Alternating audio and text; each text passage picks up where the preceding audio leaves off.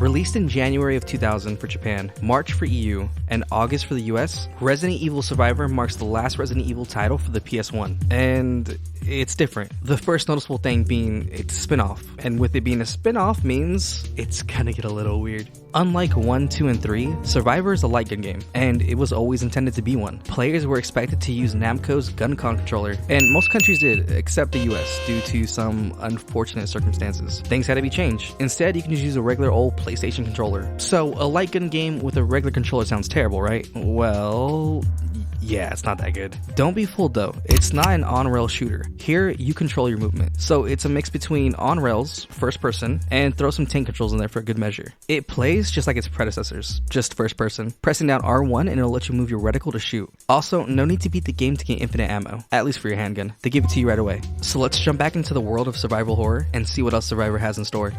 Resident Evil Survivor. Right away, we're getting hit with an exposition dump on where this game would take place on the timeline, the same year as the Raccoon City outbreak. Then a very interesting cutscene. You're not going to get away. Heavy emphasis on the INT. After crashing our helicopter, we're introduced to our main character, Budget James Sunderland. Unable to recall who we are or what we're even doing on this island, we take our only available door and come across the guy that was hanging on minutes ago, and our first zombie.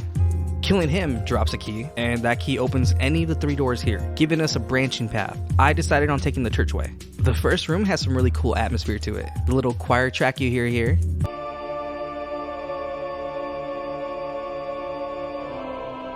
The backing logo of Umbrella behind the candles, it's welcomed. What's not welcomed is the way you interact with things in the game. In most Resident Evil titles, you're pressing your action button to grab, inspect, or any of that. Here, you kind of just run into everything.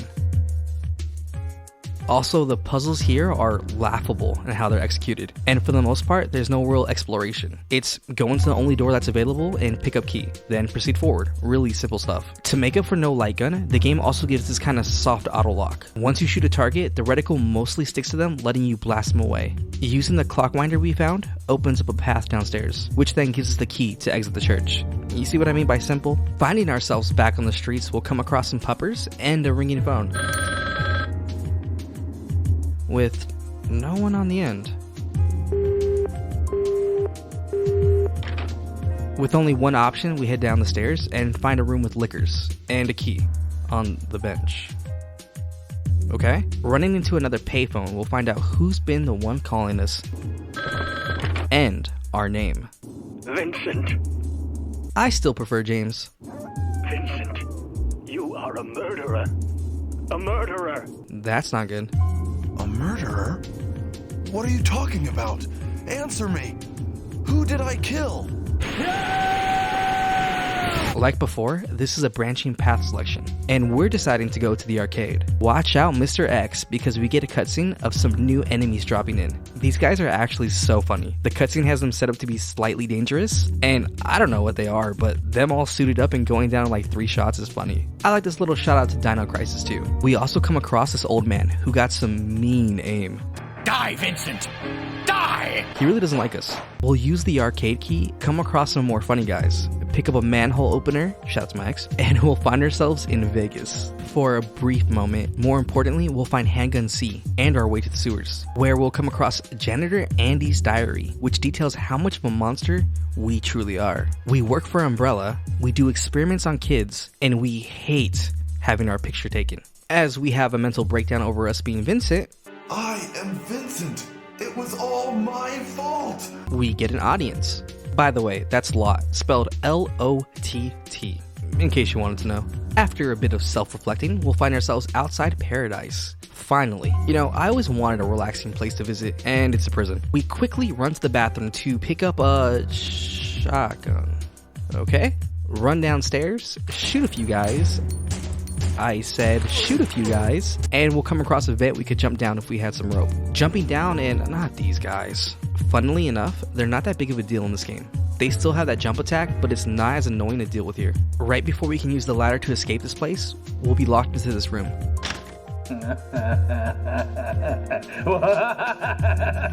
Die, Vincent! Okay. This is essentially the first mini boss fight. It's a pair of alligators. They're really no big deal, but if you want to know, this is where I learned there's a continue system in this game. So yeah, you can't save your progress. You have to beat this game in one sitting. Luckily, it's not that long.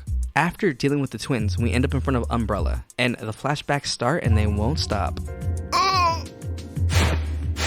Oh, what's happening to me? Wave dashing up the stairs. We'll find a whole lot of nope in the lobby, some zombies in hallways, and once we hit the elevator up, we'll find some kid just chilling. And actually Mr. X. He's gonna have to wait a minute though, because there's some lore over here. Our diary. It's just reiterating how horrible we are, and how we're doing all of this for a promotion. Oh yeah, and that Lott kid, we're just using him. Once he helps us find that spy, that's it. Add it to the kill count. We also found out the city was conspiring against us to get us removed, but we beat them to it, and instead dropped the T-virus, causing an outbreak. Now back to Mr. X. He has the same moves, and while we're on the topic of enemies in this game are all from Resident Evil 2, but they have this weird blockiness to them.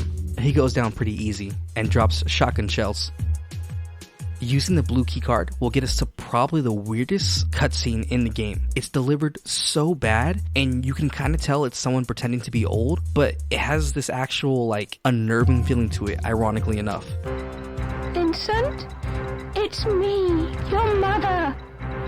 Vincent, please, listen to your mother. I want you to leave Umbrella. I want you to stop performing those terrible crimes and just come back home. I like it. Lott and his sister start defending themselves, I guess. And then it's time to leave. Not before another Mr. X fight though. And he gets one punch in while I blast him.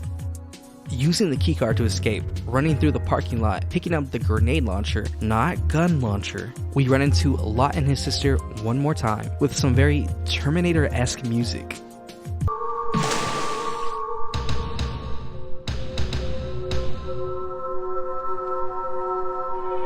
Going by a few sewer ways, we end up at Lott's house. Entering the room, we'll have two options. Check the closet or read some lore. Reading Lott's diary gives us some more insight. Lott's a pretty bright kid, and once the T-virus got dropped, he ends up losing both his parents. He also happens to know a way to escape the island, so we never check the closet and decide to find out where Lott is. First, we'll need to turn the power on to bring down the monorail, giving us a lift over to the factory area. Before entering, it's yet again our favorite person, also some puppers. I have no idea what happened to this one though, he's just on some zoomies. Then we actually get a really cool segment. We go for a stroll and it's dark so you can't see, but it's like an endless hallway of those funny guys. I shot a few, but after a couple I just ran through until we got to the door. We'll come across a courtyard where we can't enter through the front door, only through the side. Once inside the gigantic place, we'll hear Lott's screams from below. Even though we've done some terrible things, the least we can do is save this kid, right? So we go. Running into Mr. X again. This time, not dropping anything. Loser. Taking the elevator will be in every Resident Evil player's comfort zone, and an Umbrella factory. As per most endgame areas in this franchise, the power is off. We need an activation disc, avoiding some mobs and shooting others. We'll find the perfect spot for the disc, bringing back power to the factory, letting us open the shutters and grab the ID card. Getting to a hallway, and before we can save Lott, it's a mandatory boss fight with, yeah, you guessed it, Mr. X. I used all my grenade rounds here, and I'm going to be honest, I don't think it did anything, so I shot him once and ended him. With Mr. X now gone, we can save Lott from a hunter, and we get one final twist. Vincent is the one who caused everything. I mean, You're the detective. Your name is Art Thompson. I'm not Vincent. We're not Vincent. With our sins cleansed, we can now escape and get out of here. Not before a self-destruct sequence, in what has to be the saddest announcement voice ever. The self-destruction system has been activated. Before we can keep running, we get a major character drop. At the request of my friend, Leon S. Kennedy, I came here to investigate. Leon, you gotta choose some better friends, my guy. We also get to see how we got into our intro cutscene. Now that we've found ourselves, we can escape, putting power to the shutters and visiting the tyrant room to pick up the master key. It's never that easy though. Before we can unlock the door, we're stopped by... I can't believe. Who? And probably my favorite line delivery in the entire game. Maybe the entire franchise. Whatever. And a quick fight with the saddest tyrant I've ever seen. Put Putting the tyrant down, we get to escape. Lott already being on the train, we open the doors to get the hell out of here. Almost home, kid. We take the elevator up and putting Lott on the helicopter, and you know, I know, there's one more tyrant fight. He looks so goofy, squatting there, mouth open, not menacing at all. After shooting him some, he'll jump straight into his second phase. Looking better. Still, the worst tyrant so far though. Taking him out, Ark and Lott can finally escape. Okay, not entirely. Tyrant is around for a little longer, but he gets a pretty sweet end.